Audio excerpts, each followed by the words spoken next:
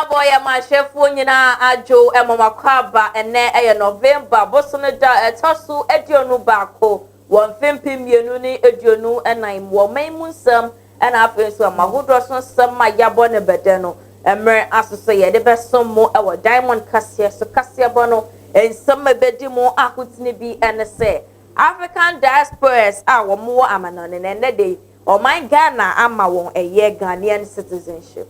PNC amanyokuo no ehwehwe amanyokuo obetimi di won ho ajoin wo mo se ne be afi obetimi ato aba Women Development Bank na eyade e ba be yi o bebre na efri ebusia dodo na eswei efri Professor Jena na wopoku ageman and na policefoɔ SC election tax force e ba be boa afi abato no ye ne nsama hudu obi ene nanumre ya boaboa no ye de ba be somo e wo Diamond Kase so ye de aseda Ebema Diamond Ground Real Estate and our face Diamond Ground Travel and Tour and then you may whoop asase crudging asase amanso eni ho asase a woni langard for enya sem dia na ese wodi weni etwem ewo Diamond Ground Real Estate ho won be boa ama wonsa etimi akebi afenso Diamond Ground Travel and Tour so frefre wo se fa wa kwento krant asem biara fa be dan wo be hwe aye bibira ko na emu ana betimi so Afro Penyifo it was 0552485385. Asida fabrics so frefra was a fabric no dear fair na F1 no dear wunya ne bebia age asida fabric mesi bronya dear niama wakofa ban fan kasa enti se wo pedie ma efe ahye afidia ene ne ya asida fabric ubetimi afre no e wo number si so 0244792902 Ben Light Enterprise and then you remain so say o kada da na fabra na wonya ne mon emfama was wo best spec o ka na kama edi amount and then they wo ka bi aye dada na chese u fa adwen se obekọ akotofofo na wu ni ska o se pasa ska kuma ne bra wo best spec o ka no ama na da ne mon kra edi amount and then no ka bia ekita say your headlights now per say to like say your bumper bi bia ye this spec car Ben Light zebra Obeboa ama wetimi aspect wo car no entampara so hwehwe Ben Light etwa kwan ewo aboso kan City Light Junction and now betting afra penyipa no ewo 0247888591 Wakwajo fabric no ewo aseda ewie no bepi obi amana dwudwa style efe pa dia na emodesh close set rene twa kwan ewo Amasaman station hon man na betimi afra no ewo number si so 0243752888 Apenso no ye dia aseda sronko pan so ebema Mestevia collections enanyume wo pata de papa ya obetimi ahye akwa adwuma ya obetimi ahye epie ya obetimi so ahye akwa asori se kwa koma toyem o ma wo ready made papa eye feyie eno nti no hwehwe Mestevia collections e twa kwan ewo Accra series bronya e die chese abrochire abagana eniema ede it say soft drink ensane bibibia wo hwehwe wudi bedi bronya am wani age tofe enuane abrochire niema nyina ntosu nyina chese ubenya no ewo Danley Groceries ubeti bia frɛ omo ewo number C so 0246166743 Afenso no media sedan so ebema Danan suitcases and enume yembo munka ye se bronya eba se ubetu kwan akoba bia ese se ehu hia se unya suitcase papa eyefe anu teno tempara so no hwehwe Danan suitcases wo ma suitcase papa de eyefe na chese ne bon eda form boko hwehwe ne twa kwan ewo New Mokola shopping mall no our first floor shop number 113 and after Danan ewo 0552070567 Watoto drinks ni biscuita de ewo Danley Groceries ewie no na se wo be hye wo ma atade a efe pa de a ene na Elin Mother Care de enkwadanta de a efe wo pese wo shata obatade na wo pie baabi na obi a be pese wo be so no mu ana wo be gene de a ene Elin a efo pa je number yi na frɛ wo 054059178137 The boy fashion jewelry se ene nyume wo purchase komadia ayefe empopo wo pe de ye to ye nan de ye to ye nsa ni nyina no bibia da eye jewelry bia no wose bronya idie fa wakowa to ye esan se waba ede ama o pasoma de papa se wo ye program bia na se o esan so ye hostel eye enyama so e wo honom entini hwehwe won echa kwan e wo Makola shopping mall wo shop number FF091 first floor honum na ana friend e wo 0205625475 Cute bags and more so aba e dia mouse say baga efe eye Louis Vuitton ni ade so di pia ye be hu se premier ni ba e na pie ne de wunya ne ba bia say cute bags and more me pa cho hwe me sha kwan e wo New Makola shopping mall inside honum na obetumi so afra mo e wo numbers so 020243089717 Rich May Beauty Supplies and then you may mesan susisibium and control will say wo pay a nails product papa spa product papa lash product ni nyina no ukopiem ewo Rich May Beauty Supplies wo be ma obi na ka de microblading dia chese na wafa ne kwa eno nti no esukufo a musua sanyama amabosu nyina no wo se discount kakra eko e dia mamu nyina eno nti no empower some hwehwe Rich May trakwan na wontimi emboa na trakwan owo eye incline New Makola shopping mall ni na betimi afre Rich May ewo 0200470026 ne krakra famous the na say alata be piemu e wo Ghana ha wo pe traditional wear de obehye e wo ti so e be yo igwe de ode betuto nsa no ukom nyina wunya ne be bia say famous renecha akwan e wo New Makola shopping mall inside ho Sanyume kwei adaruma ene nyume bomo ebo ye chidoma ye di diamond kase eba beso mu ene nyume akenkan for ayeme ma wo se konya meni menu apa afia frempoma ye be twa ye ho aba ye ba ye de kase bo ni ntwemu ebeto aso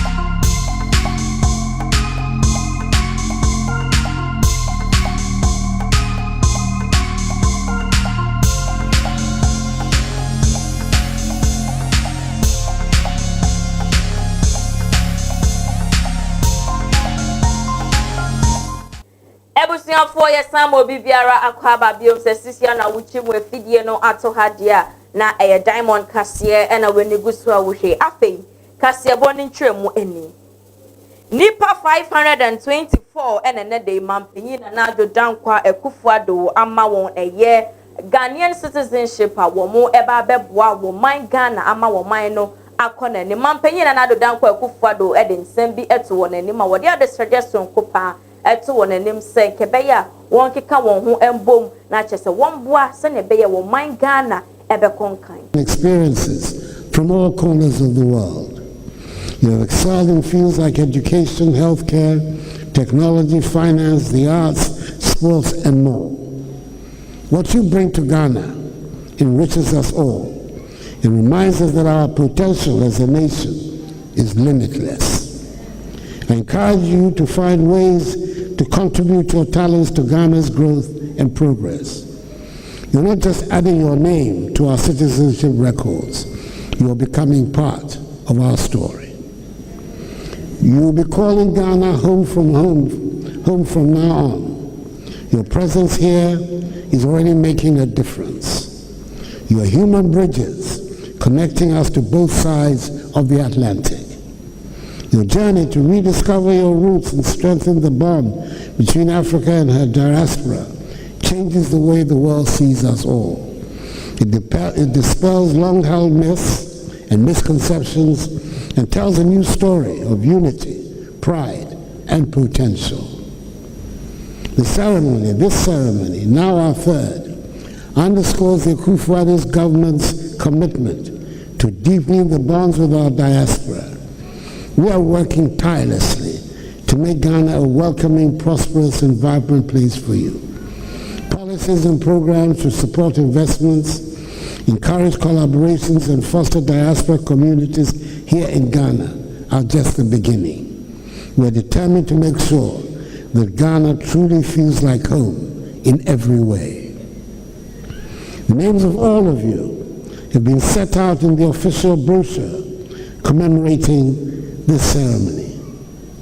One or two are personal friends. I speak of Michelle Maddox-Jones and Ismira Violet H. And I'm happy that they, like you, have become Ghanaians during my presidency.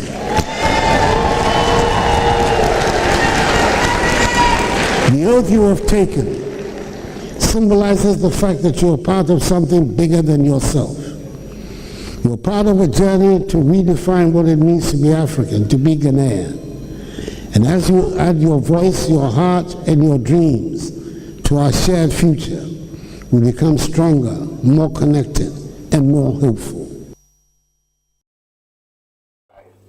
National Coordinator Emma Monitoring and Evaluation, Mrs. Gifty Ohene Kunadu, and a name Wakasa said one of the what tie Dr. Bawumia digitalization processes Nunina Echi pa into their foot to a more dense so a Kwama Ghana phone and I say a fee Yemo Hiniama and to about and farmer Dr. Bawumia. Organization near my people technology and ekitawiase. The President Kufuor can say, we shall brandy ya. Now we shall send you see and near money idea. Or no, nini pa. Sambri muno.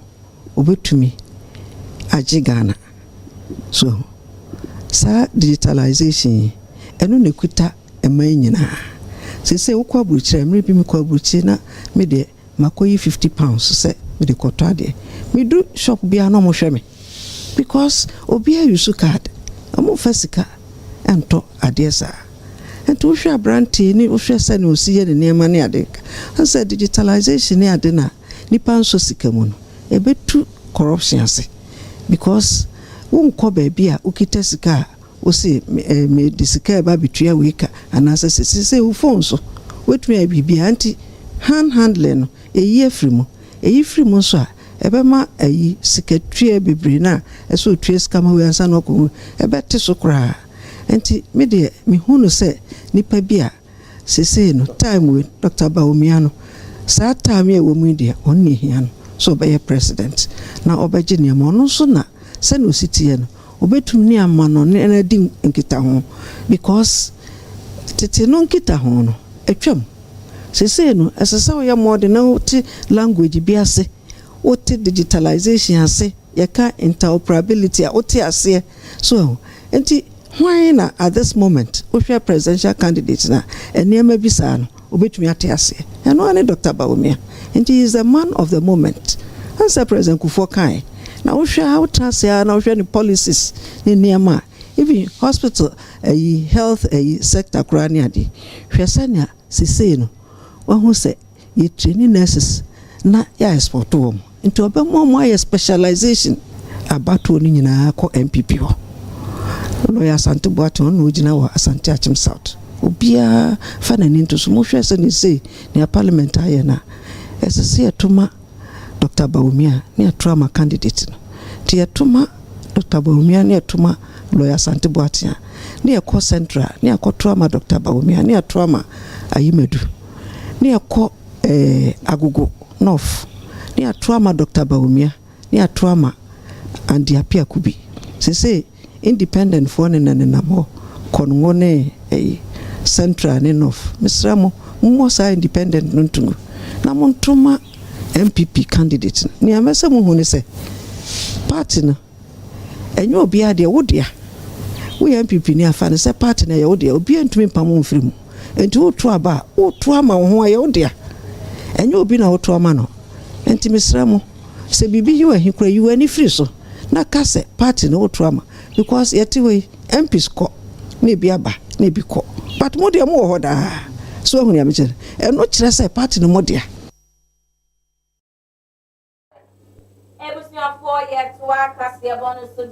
running mate at the National Democratic Congress NDC Amanyokono Professor Jenna Wopoku Ajiman at the Sembi Abetuja said, "Aya or Ghana the NDC Amanyokono Womo edo eye emagie papa enu ntino se yeso abama wona se afi wo obeye wo ba be mu dia wo beboa esi eye women's development bank eno eba beboa edwedifo mo ye ma nyina se ke be ya embosi ahodo wo mo chichi e wo loans etu betwa wo mo di wo mo di ebe chire wo women's development bank no dem.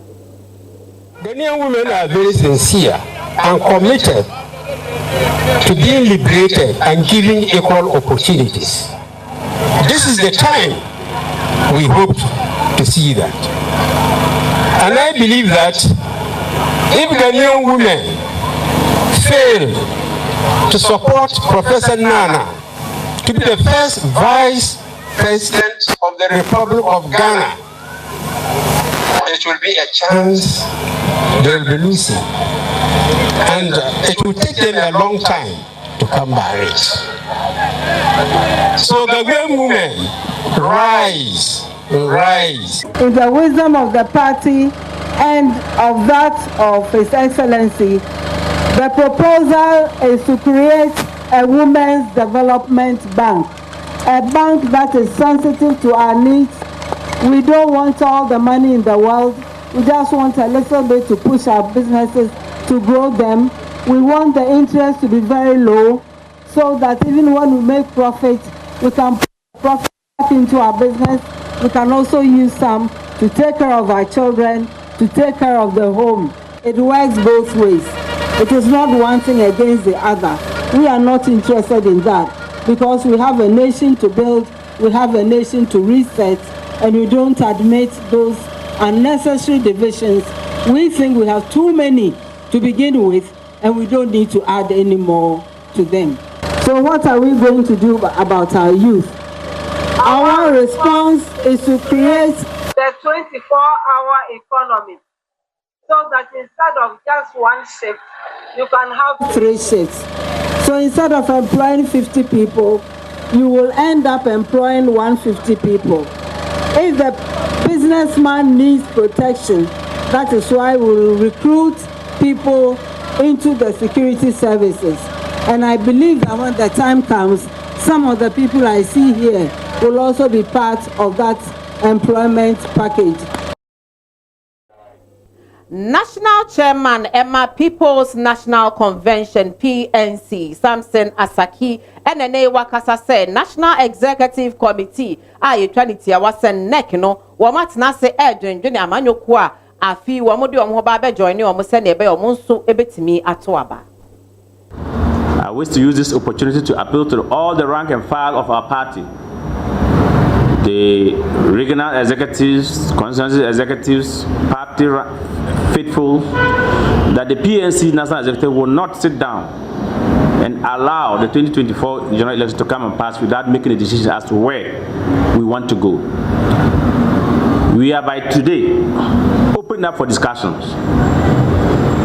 that we know the two major political parties, all of them want to form government. They cannot form government when PNC doesn't throw away to any of them. We have the numbers that can make the 51, the 50 plus 1. 50 plus 1. Yes. And so we cannot pretend to say we are neutral for the 2024 election to come and pass without the PNC making its position. And so Monday meeting is going to be crucial, a day for declaration. We will discuss, and the majority will tell us where they want us to throw our support to. And so from now to Monday, the party is open for talks, for engagement. Anybody invite. Chairperson at the National Commission of Civic Education, Kathleen Adi, and then the day what ya disredia a more dingy papa, and ya comagana funyana say a fear batwa ya baba tweedy, is to say ya tree who every proyensem biada emu, ma amanyokobia and medada ye entoyen vote, aye and to me no and free and some, and no, a fear batwa say ye pe in kunim dear any assume dream qua dear, as to say ya tree who every a ye and vote aye ton emu. And so it's actually unfortunate when candidates decide not to participate. It amounts to a waste. So we are imploring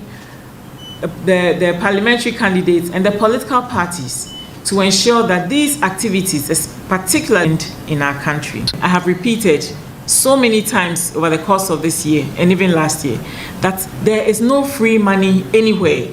Wherever the money is coming from is going to go back with interest. And ultimately, we the citizens will pay the bitter price in the form of truncated development. And so it works against our interest to continue to support this culture. Ebusiafo yetwa kasebone so dia na Ghana Police Service NNA womati kuo bi ayefre womo National Security Election Task Force Briefing Center womo eba behwese asundwe ebekoso ewo abato emremu enam so ema Dr. George Akufudam so de efutu emu odempa akwa ma Ghana fo nyina se yenhwe na asundwe enye adwuma ewo abato emremu. We are setting up National Election Security Task Force Press Briefing Center. You can come, we'll serve you coffee, we'll serve you tea, and of course biscuit. And we will be sharing the information with the speed of light. We are currently working with the telcos to assign to us a dedicated number that will be used in this room, wherever you find yourself. When there is a situation, you can, through calling that number, access myself directly. We'll be able to be dealing with multiple issues at the same time, because as soon as it comes, we'll then refer, a commissioner will be on it. We may call a general secretary of the two parties or national organizers of the two parties. We will call an agent of the parties on the ground, and we look at the issue. To the people who think that they can probably come out with making statements to intimidate and do all that, we want to tell them that life will become very uncomfortable for them. So they shouldn't even try.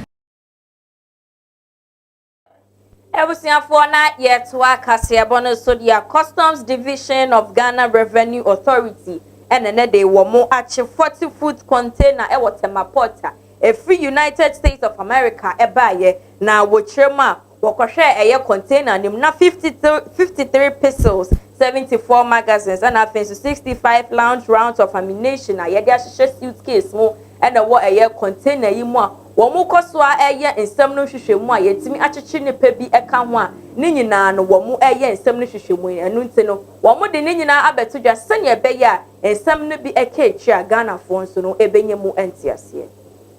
Following the notification, personnel of GRA Intelligence and Investigation Unit and the Custom Preventive Unit arrived at the scene and confirmed the 53 sidearms, the 74 magazines, and 65 live ammunition concealed in 3 different suitcases. The firearms, magazines, and the live ammunition were seized. Additionally, all other items in the container were thoroughly examined and detained for further investigations. Also, the agent and the consignee representative were also arrested and interrogated on the seized items. The suspect was subsequently transferred to the Marine and Railway Police Station Tema for further investigations. As earlier indicated, the consignment in the container were declared as vehicles and personal effect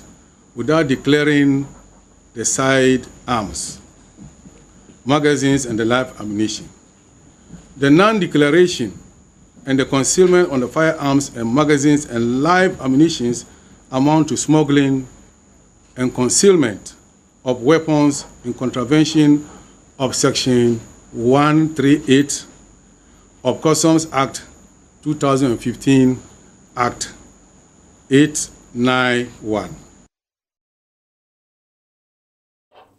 Ebusia yetu akasi abone so dia na European Union and International Labour Organization NNA wo makom ho abom woni aban eba bepaw EU Ghana Pact for Skills a eba beboa 2024-2027 youth employment no.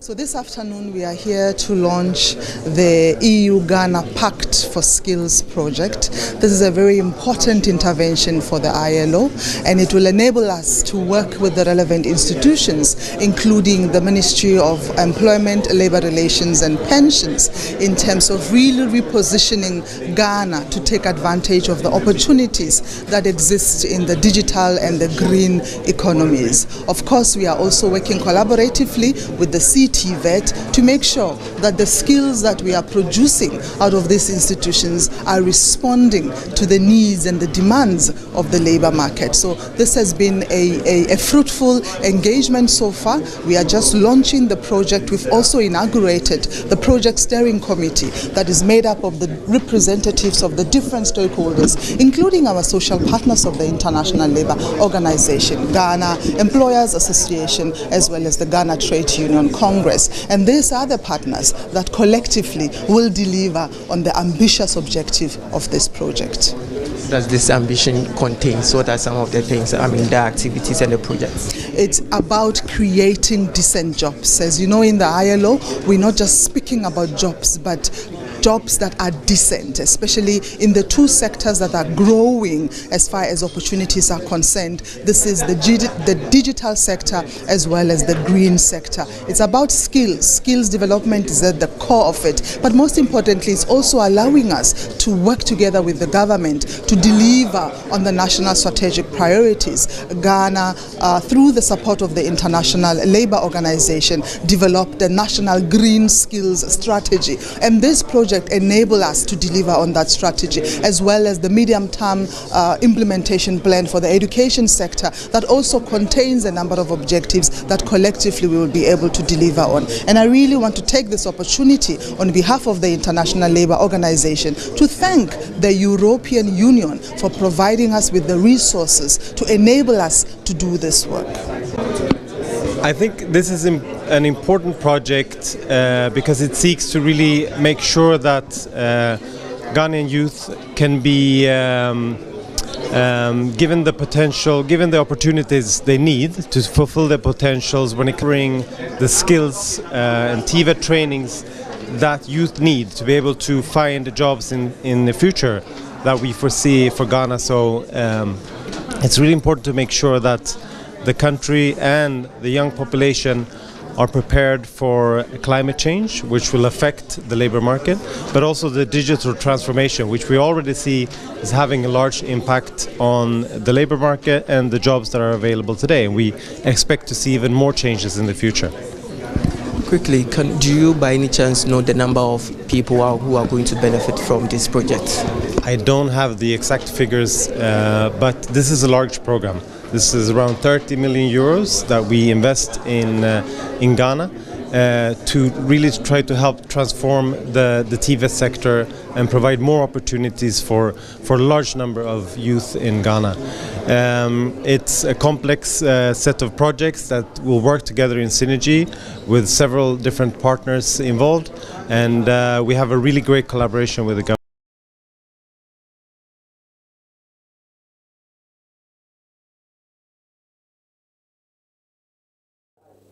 President of the Ghana Rice Interprofessional Body, GRIP, Nana Eje Aye a wotoso mienu e de adesrede mu odin pa e de akoma Ghana fo nyina se bronye ye ba beidie esese Ghana fo ye hwe nim na chese yenso ne yetimi eto ye locally produced rice ye che Ghana rice yankasa ye bibimu no esese bronye ye yetimi eto bi se ne be ya ebeboa ama impumto akwa anim e wo oman Ghana mu during the season. And if you hear what is happening, we are doing well. We are doing well, but again, we will advise or plead with consumers of rice in Ghana to look at the Ghana rice. We have come a long way from 10 years ago to now. Our grains has improved, okay? And consuming Ghana rice or buying Ghana rice for your families this Christmas is a good thing to do. So today, I want the Ghanaian consumer who is sitting at home today to know that the Ghana-made rice has come a long way, and we are neck and neck with the imported rice, if not better than the imported rice.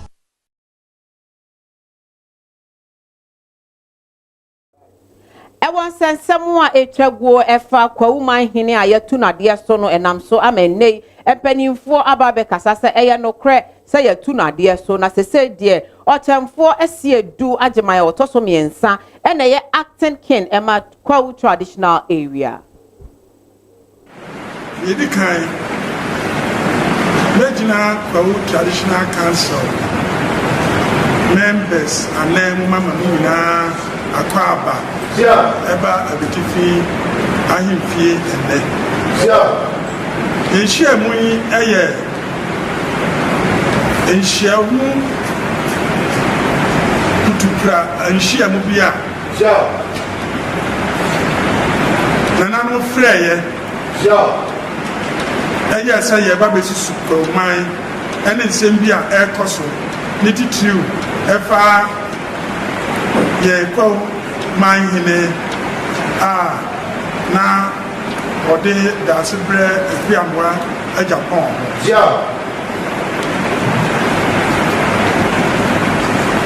eba ya break akranie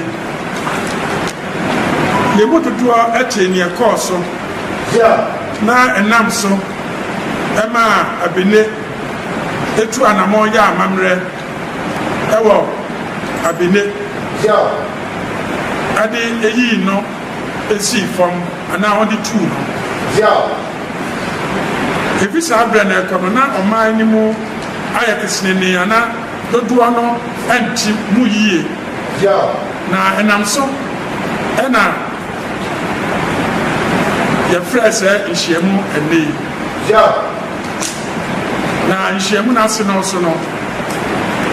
ya frɛ na continue abina wono na woyɛ abina council any king makers na wa bidin ono da wo ma no ayɛ sɛ one the council members no emra na se bibi akyia wo na no asomo a amatumi abisa and I'm so man and abai I want to keep making sinina ewo yantem ha ene na no tintin tietie mu nyina ne se nia ekoba ye na ema se anamontuo ebae no Nanama a traditional council members no the caucus meeting na yabisa no nsam fiamfia ama wayia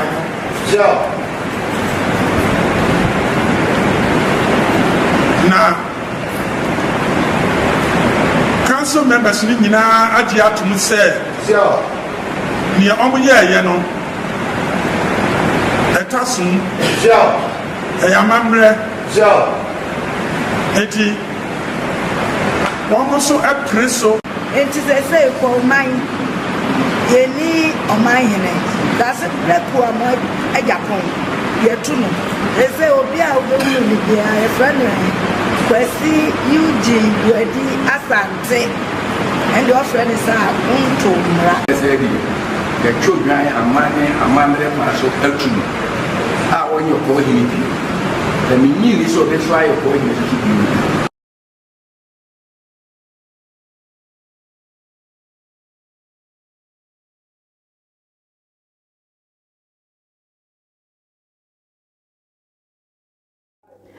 Amafo awowo asikentia ewo ahafo ano southwest district ene wo de adesrede mo de pa eto aban anim se wo sra aban ada wo mo achichafo na afa bia ya achichafo no ebeda se ne be ya ebetimi aboa enkwada no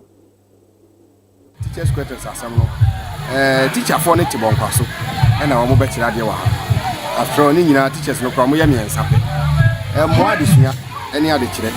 wo mo tibon kwaso no abre a mo be nante afi wo no mo atwa pan sin bebia be duru ano na aye too late adesua ne ade kire aye too late ɛno na yɛtra sɛ adwene ho a mene me mpanimfoɔ yɛ ne sɛ saa na ɛteɛ deɛ ade ti ne yɛmpɛ baabi kakra bi ma tikyafoɔ no sɛ dɛ bɛyɛ adesua ne adekyerɛ bɛtumi akɔ n'anim ɛno na nnɛ yɛn nyinaa yɛaka yɛn ho abɔ mu a yɛyi su sɛbe yɛahoɔden ne nananom nyinaa yɛakeka yɛn nsa ase na yɛpɛ sika nti yɛbotae ne sɛ yɛbɛpɛ baabi a tikyafoɔ bɛda ama wɔn sɛ dɛ bɛyɛ adesua ne adekyerɛ nso bɛtumi akɔ n'anim kakra a yɛka kyerɛ wɔn no sɛ abatoɔ nyɛ ntɔkwa ɛyɛ adwenkyerɛ enti ne yɛsɛ yɛmabu no ɔmo wɔ ha ne Ghana mabu no obiara sɛ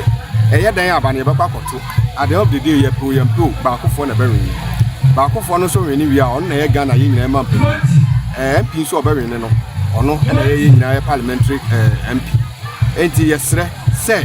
saa mmere ɛnyɛ ntɔkwa kasatwitwie ntɔkwa ɛne deɛ keka ho no mpanyinfoɔ na ɔmo wɔ soro no ɛnyɛ adeɛ a ɔmo ko ntɔkwa yɛn nyinaa yɛhwɛ mmarahyɛ badwafi a wɔn hyia a wɔn tia wɔn ho wɔn di nkɔmmɔ MPP ne NDC nyinaa eti deɛ nti ɛna ɛsɛ sɛ yɛn yɛwɔ fam ha yɛkɔ akɔto aba no yɛde bɛda ne ntɔkwa ne yɛakɔ akɔko ntɔkwa ne yɛakɔ akɔyɛ nneɛma asɛde ɛnsɛm fata nti yɛbɛsrɛ Ghana mabunu sɛ abatoɔ yɛ adwenkyerɛ ɛwɔ mlam nti mfie nan bia yɛbɛkɔ akɔto nti yɛsrɛ yɛn ho sɛ yɛntu yɛn ho fo yɛn sɛ yɛn nua wɔ party A ne yɛn nua wɔ party B a ɛnyɛ ntɔkwa yɛn nyinaa yɛ nipa baako na yɛnkɔto aba na so dwom na Ghana sɛ ɛyɛ dan aba ne yɛbɛkɔ akɔto at the end of the day yɛmpo baakofoɔ na bɛwene baakofoɔ no nso wene wie a ɔno na yɛ Ghana yɛ nyinaa ma mpanyini MP nso ɔbɛwene no ɔno ɛna yɛ nyinaa yɛ parliamentary MP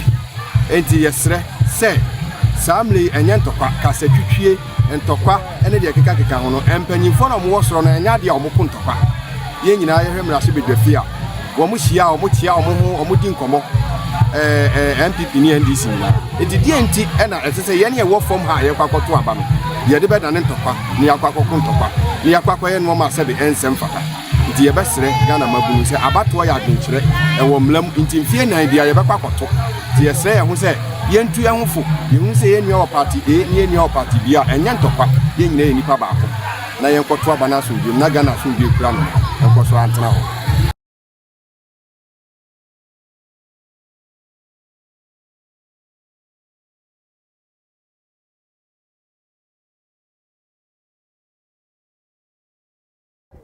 Ewusiafo na yeto akasiebo no so dia abrehosem a efriche bi a eno ewo epoye mantem mu eno ewo ebuakwa south mensin no mu etrese eye abobo ya driver bi a enede ye twa ne tie firi ho ya chese ye ndim asem no pemisibre nanso no ene anadri eye ejadan ewa ahoma no so aye ne no ebetwetwe nkomo afasenia asem no ekosiye ene ntino se ejadan ewa ahoma no so a ene no entwetwe nkomo enkohwe senia asem no ekosiye. Hello ejadan.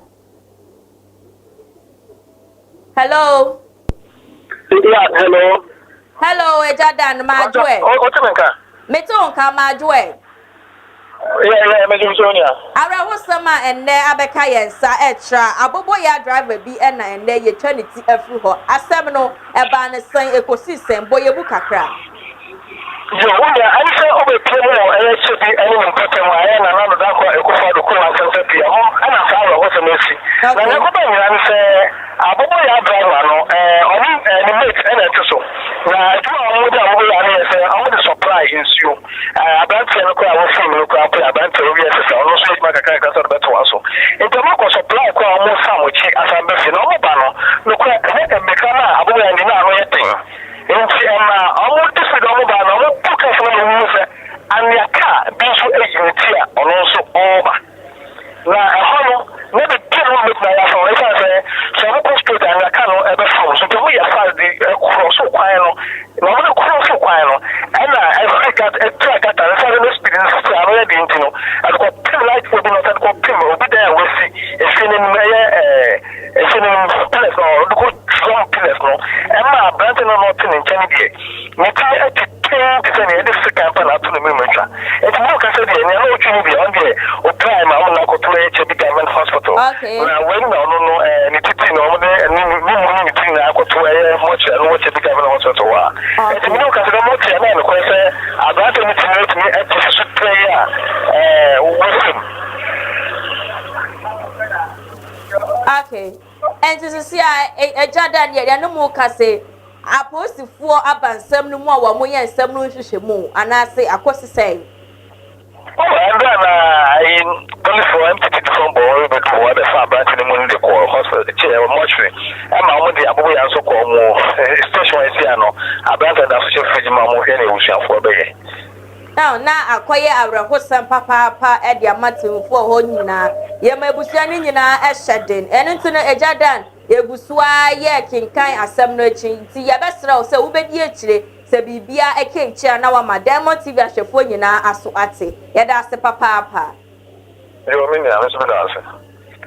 was your phone not to say acquire a Hossan Papa, a Waha, and ya some kids who are cry, a Boboga driver, and a yet Trinity. Wadakwa bibiara atese ye de na akwahye mochire akoya rekosam enu tine busuafo ye ba ho make asia bono so akwaje aboafo enkrato abaye ba agudie mu nsam ebeto aso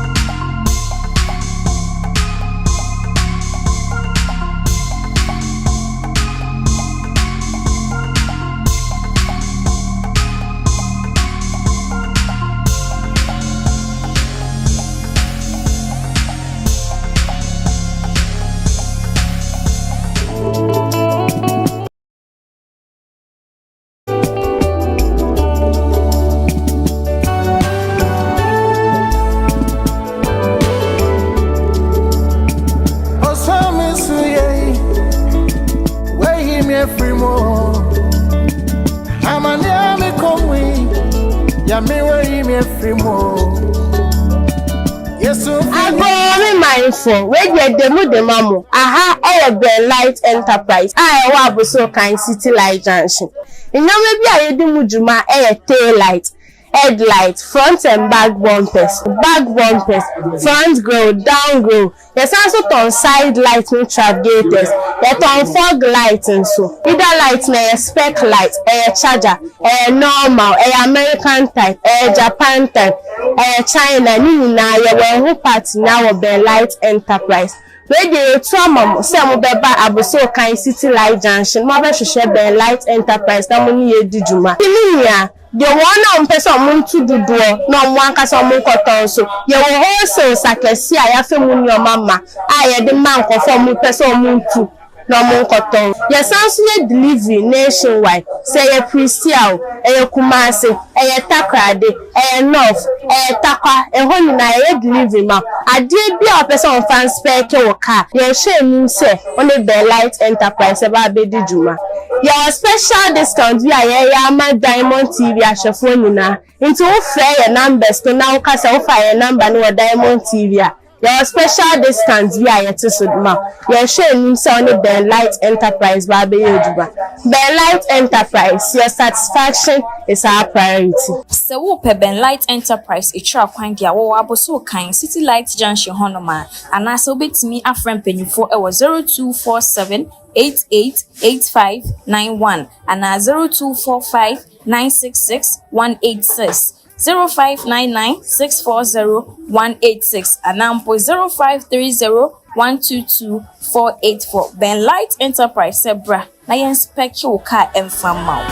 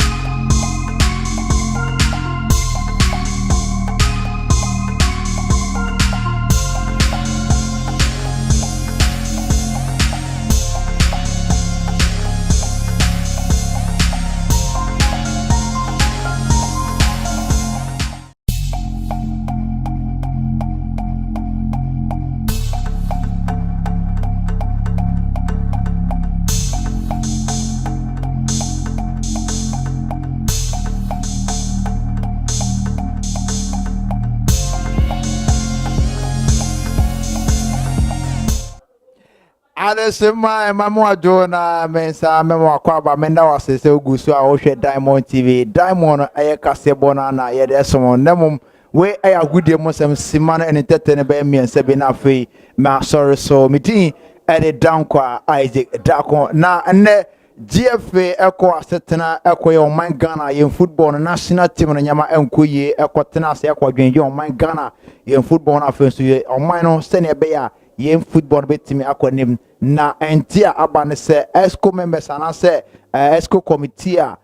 GF mpanitimi pa ono ne ye dissolve sa team ni nyina coach aye otuado ayade ompani etimi to no sa fa no hia no entinyame adoma on the 27th coach ebeko na afen so akoti ne final result as to say obeko so coach national team blasters and also coach national team blasters ebre ene nkrabia ene ebekire entimi ka se de ESCO members our GF akatena ya diampani etu sampani funi nyina se omontena nchen na enkose biribi na afi omonye hwehwemu se ne beya national team no so betimi nya no tomapa etimi efra ho na yenkoro mo so CAF akatede ndey CAF de awoso aba place bo ha omonsa abeka sa awoso no coaches bebe na na fenso no national teams no clubs ni bo ha omonsa abeka sa awoso no entinomini akateno we a player of the year 2024 CAF Jumede Odi Ebano a bibre mo ha na sending Abranta ndin Eri Simon Adingra ono Cote d'Ivoire ne osina kind ma Brighton Hove Albion Sanso Anna Sharon Guzari and also Abranta osina kai Edma Guinea Borussia Dortmund and Abranta wo Abranta ndin Eri Hafid Hakimi and so Morocco ne osina kind ma Paris Saint-Germain Sanso na Abdallah Lukman and so no Adimola Lukman rather esina kan erema Atalanta or Nigeria ni so na Renew Williams also South African esina kan Mamelodi Sundowns na yemfi mbema na akati na fe so yenhwe ni ana so twegwe so etime ba so goalkeeper na akati na Andre Onana Abranto Senaka de Cameroon national team uromu ni football club na chese ndey okay Manchester United rather and afenso ya Fofana Abranto Senaka ma Cote d'Ivoire kuromo Angesa no Senaka Samson Mustafa Supaya also Egypt no Senaka ma Ali na afenso no Stanley in Wobili and also Abranto Senaka de Nigeria akopimo say Chipa United and afenso no Renown Williams or South African Senaka de Mamelodi Sundowns so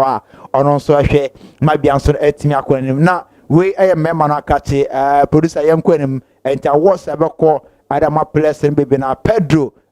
so Abranto Senaka de Angola ono so benya star award so na Emirates Fai Senaka de Cote d'Ivoire Sebastian Desibari Senaka de DR Congo we coaches no rather sanso ana Marcel Kola and so coach Ali or ana Hugo Bruce South African here also coaches South Africa bo kono and we coaches no akatia why and award net me so for the year 2024 now say we coaches now young player of the year Branta and Karim Konate Cote d'Ivoire Osina kind Salzburg also ana Omar Diakite also Cote d'Ivoire Osina kind Remes afenso Yakuba Mita Gambia Osina kind Brighton Hove Albion Elson Ben ASR Morocco Osina kind AS Monaco and afenso Lami Kamara Senegal Osina kind AS Monaco and to a young player of the year why and abajesa abasobodeno and so on na yenhwe the next one also a club of the year 2024 we CAF awards etimi ba so mpato ko echimame Ali Egypt and they almost someone can say betimi nya sabas one way club of the year Zamalek and so Egypt Sansona if South Africa Esperance Sportif de Tunis also Sinaka and as a Boboku Tunisia and to a club of the year a member akachi wine and a just award no next so and some of the bebre and so bre and near a juma studio sa mami remo mana nsem dia na me kwakopio Manchester United akachi enkane Abranto Sinaka Manchester United Abranto and the Carrick the nsem kakra aba afọ mo new coach and the Amory office Sporting CP na the coach Manchester United se ba wa ba no coach ne beboa ama Manchester United omo dwumedum di ana fe so no omo bo no bibia ewetimi akọ no ohwe ne status na ogidi se United betimi afa ne ntoma pa etimi afra. Delighted for him. He's a terrific lad. He's got a great attitude, loves the game, and he's had an unbelievable year. And delighted to see him make that next step. You know, and hopefully that's something that he can continue doing. I don't think we could have envisaged it happening so quickly. I think as soon as that's the reason we brought him here, because we felt he had huge talent and potential really, and at the time, and you could. Mamemfa agudie mu nsem nyina ensi enfama odamo kase so medin e de dankwa Isaac da komeka o senyame adoma yenko remo so na yenhwe aye Springs aye Chapel International anase asori kire se ayade onbeboa amapomode atimi akoso producer sa image no aye krado ambato fato so mamna yenhwe no aye health screening free aye baso na se Pleasant aye Springs Chapel se health screening free ebekoso de ama yenuanom enyina so yakwala so yopani abusua ne nyina montwensia nyame adoma memeda ebeya awo ma 7 ayanopa na wotwe anwumre nonnan na yetime awie o health insurance no se awua the moment abedo pepepe o me renew ade ama na watimi ahwe apomodin se na beya bia so betimi akọ Christmas ebe den a yarebeba na so no ohwe apomodin a na atimi aba frɛ 0241 815172 yem papa aye Delali na fenso yem mame Ram betimi afeno 0277 644959 na oni mpani entimi ni nkomo na fenso nchembu bi ho bia no omombo na bibia nso no entimi nya na so medejuma nyina esi menu ama no so re kase no enyina so abekwa akwakowie.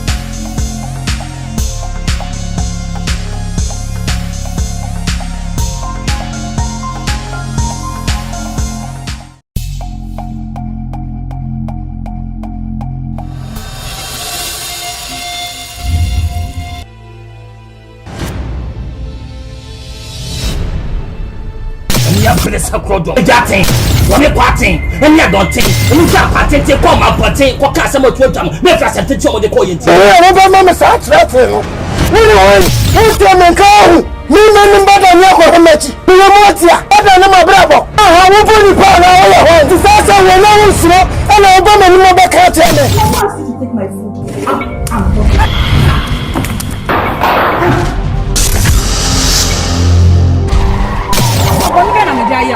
Some way I between me and you. About say and obiti here. Can I come a choke? Tell him stop an hour on my new back. Now 3 days. One portal. When you see us, man, what? A telephone mama something. Just send only a hip telephone 1 year kululu. I want to offer 2 years 7. Akwa kodi adie sabe pa wo bua ni bibia ye ne fa hey the bedin for nya wo mo ye sakora we pine ni de dwa ni wo fefe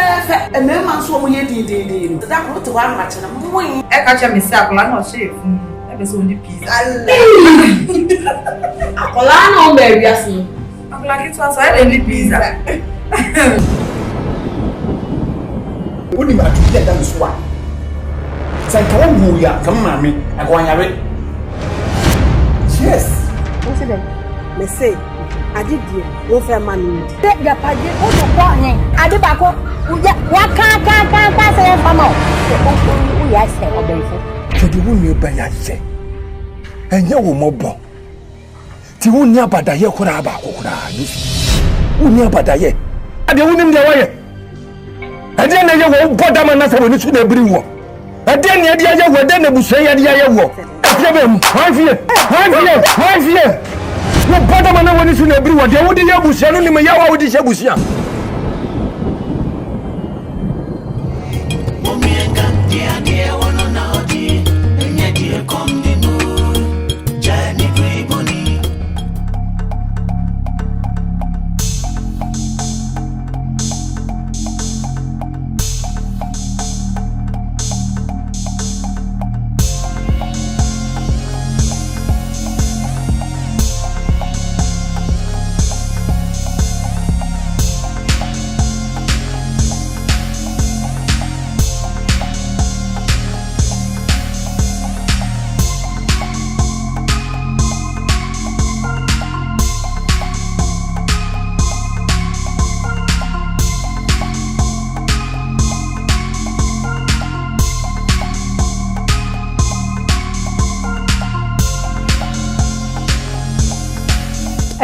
Ebusiafo ya samo bibiara akwa babium Diamond Kasiye na we negosu awhwe na ha ene bre be ma ye kwan na ye de kase boni nyina ebeba na wiye ansa na ye be kɔ no nsema edi akotene e wakase boni bi ene se 524 African diasporas ene de wo mu enya Ghanaian citizenship. PNC amanyoko no ede ne wo hwehwe amanyoko a afi wo betimi ato aba ede ama won. Women Development Bank eba ababebua eye imedwedifo nyina wey every Professor Jenna Nabopoku Achiman. And then so aposifo atikuo bi aye friend Election Task Force Briefing Center eba abebua afi abato no. Ye ne nsama hudu obi ene nanwume ye boaboa no ye de ebesom mo e wo Diamond Kasiye so ye de asedapa ebe ma Diamond Ground Real Estate and apesi Diamond Ground Travel and Tour. Aseda Fabric and a Modesh Closet. Ben Light Enterprise and Hajjustly Empire. Danley Groceries. And our face on the Danan Suitcases, the boy fashion jewelry.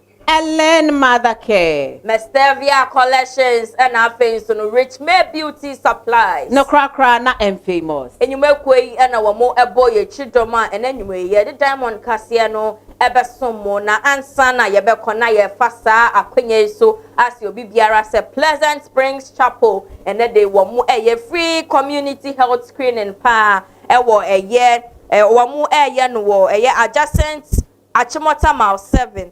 eno ewo Caspon ben African Deco Limited eho ene wamu eye Pleasant eye health screening no ewo ho na health screening no ever so memini day ya 23rd November memini day ya 23rd November na ukopiem ewo health screening nasia yebe ye blood pressure check up yebe your sugar level check up blood group check up counseling nyina no and afin so asem de wo ho ene se ye free health insurance e dia ma wo bibira se wo ye penyi se wo ya kwala wo bibira na ye free health insurance e dia ma wo bibira eno ntino na chese wo ne won edi nkomo number no e wo screen no so fa na bia wo ko ese wo hwe wapomodin ye papa obi wo wa efiti January be pem de December ye won call hospital da na so hu hia se nipa bia wo ho a se wo hwe wapomodin ye papa eno ntino na ende mesemo se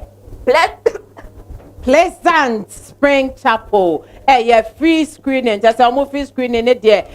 dia ebetimi aboa ye pa every January ba be December wonye hwe efa wapomodin ho a enye entwa ye kura enti bomodin pa na we ya wo de atoa ya yentu ahwe ne de bomodin na pie wo makate na koye free health screening ne ebi wa woni insurance ye be bia ma wa wo de ewo susu no ye be renew e de ama wo mpe we opede efo se abeti enti bomodin na kopie honom memenda ebe anopa 222 from 9 to 4 na se wadru honom ne ayo free screening o ye di ndro so beba ho endro te se ye check o na yade bi hawa ye be ma hu ndro a ebetimi aboa wo ama te se wapomodin na SCPS ta medofo we kra de eye fulent o so tumdika na ukoda ho ahomache se na be ya ye be ya wontem na wanya wo de e de akofie na fe ye se fa ekonya we so na ya kamfo Mama Joyce ai bronya se wo ye program bia wo ye software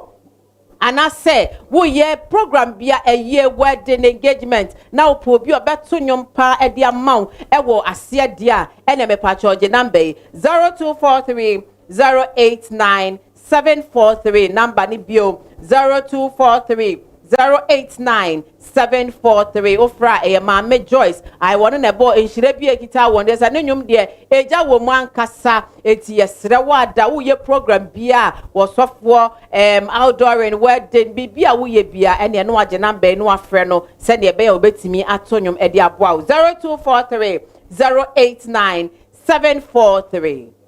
ene nwumre akenkan fo ayeme Mausi ponya mini aba. Efia frempoma.